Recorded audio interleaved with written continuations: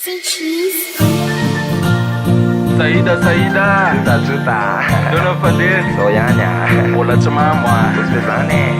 ona formation zany 4-4-2 ninino zay zany kiazy Lora nga mampisomasoma synthetique kely zay eno a sirasir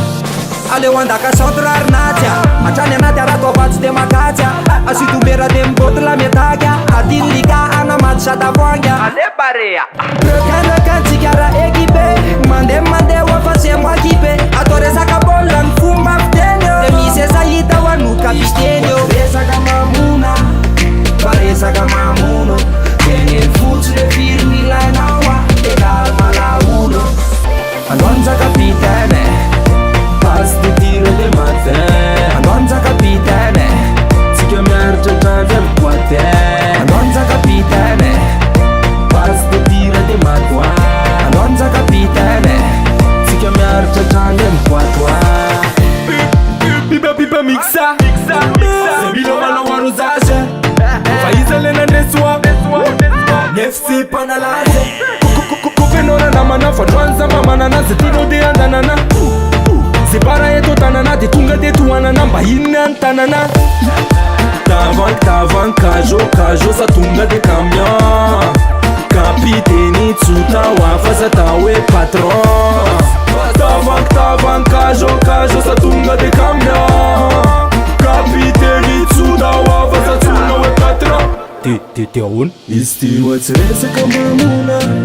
fa resaka mamono fotsy mefiry milainao a ekalo malaolo fandroany zano kapitene pasy de tira de mate fandroany zano kapitene fatsika miaritra trany amy boate fandroany zano kapitene pasy de tira de mate fandroany zano kapitene fatsika miaritra trany amy boate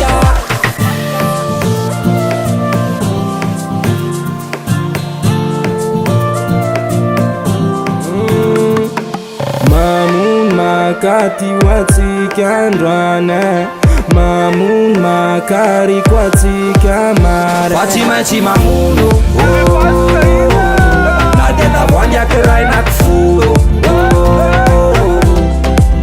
fatsimaitsy mamono